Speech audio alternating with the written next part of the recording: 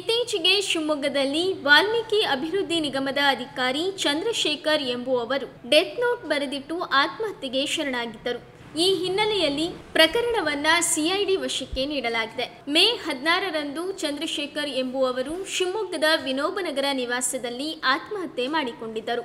Death ನೋಟ್ನಲ್ಲಿ Padmanabhan ಹಾಗೂ ಇತರೆ ಅಧಿಕಾರಿಗಳ ಹೆಸರು ಬರೆದ ಹಿನ್ನೆಲೆಯಲ್ಲಿ ನಿಗಮದ ಮೇಲಾಧಿಕಾರಿಗಳಾದ A1 ಆರೋಪಿ ಪದ್ಮನಾಭನ್ ಹಾಗೂ A2 ಪರಶುರಾಮ್ ಇವರನ್ನ ಸಿಐಡಿ ಡಿವೈಎಸ್ಪಿ ಮೊಹಮ್ಮದ್ ರಫಿ ನೇತೃತ್ವದ ತಂಡ 2ನೇ ಹೆಚ್ಚುವರಿ ಜಿಲ್ಲಾ ಮತ್ತು ಸತ್ರ ನ್ಯಾಯಾಲಯಕ್ಕೆ ಹಾಜರುಪಡಿಸಿದ್ದಾರೆ.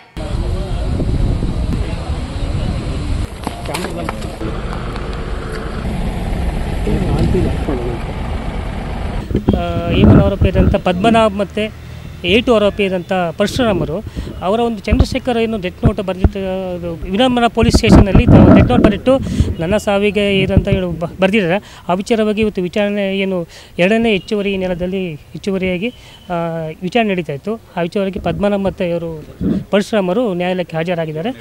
A1 ಮತ್ತು A2 ಹೆಚ್ಚುವರಿ ವಿಚಾರಣೆಗೋಸ್ಕರ ಅವರನ್ನು CID ಅವರು 3 ಜುಲೈ ತನಕ ಕೂಡ ಕಸ್ಟಡಿಗೆ ಕೇಳಿದ್ದಾರೆ ಸರ್. ನ್ಯಾಯಾಧೀಶರು ಪಲ್ಲವಿ ಮೇಡಮ್ ಅಂತ ಸರ್ ನೆಕ್ಸ್ಟ್ ಕಸ್ಟಡಿ ಕೊಟ್ಟಿದ್ದಾರೆ. ಇನ್ನು CID ಕಸ್ಟಡಿ ಕೊಟ್ಟರೆ ಫರ್ದರ್ ಇನ್ವೆಸ್ಟಿಗೇಷನ್ ಆದಮೇಲೆ ಅವ್ರನ್ನ ಇನ್ವೆಸ್ಟಿಗೇಷನ್ ಏನಾಗಿದೆ ನೆಕ್ಸ್ಟ್ ನ್ಯಾಯಾಲಯಕ್ಕೆ ಬಿಟ್ಟಿದೆ ಸರ್. ಅದು ಪೊಲೀಸ್ ತನಿಖೆ ತೊಗೊಂಡಿದ್ದಾರೆ ಸರ್. ಹಾಂ ಸರ್ ಹೌದು ಮಾಡಿದ್ದಾರೆ ಸರ್. ಹೌದು ಸರ್ ಹೌದು ಇಲ್ಲ ಅಪ್ರೋಚ್ ಮಾಡಬೇಕು ಸರ್. ಪ್ರೊಡ್ಯೂಸಕ್ಕೆ ಹೇಳಿದ್ದಾರೆ ಸರ್. ಹೌದು ಸರ್ ಹೌದು. ಆಮೇಲೆ ರೆಗ್ಯುಲರ್ ಬೇಲ್ ಅಪ್ಲಿಕೇಶನ್ ಹಾಕಬೇಕಾದ ಸರ್ ಅಷ್ಟೇ. ಏನು 430 ಹಾಕ್ಕೊಂಡಿದ್ದೀವಿ ನಾವು, ಅದು ಆಟೋಮೆಟಿಕಲ್ ನಾವು ವಿಡ್ರಾ ಮಾಡ್ಕೊಂಡಿದ್ದೀವಿ ಸರ್ ಅಪ್ಲಿಕೇಶನ್ ಸರ್. ಅದು ಬರೋದಿಲ್ಲ ಕಸ್ಟಡಿ ಇರೋದ್ರಿಂದ ನಾವು 430 ಕೇಳೋಕ್ಕೆ ಬರೋದಿಲ್ಲ, ಆನ್ಸಿಬಿಲಿಟಿ ಬೇಲ್ ಕೇಳೋಕ್ಕೆ ಬರೋದಿಲ್ಲ. ಸೊ ಹಾಗಾಗಿ ನೆಕ್ಸ್ಟ್ ರೆಗ್ಯುಲರ್ ಆದಮೇಲೆ ಕಸ್ಟಡಿ ಮುಗಿದ್ಮೇಲೆ ಅಪ್ಲಿಕೇಶನ್ ರೆಗ್ಯುಲರ್ ಬೇಲ್ನ ಅಪ್ಲಿಕೇಶನ್ನ ವಕೀಲರು ಹಾಕೋತಾರೆ.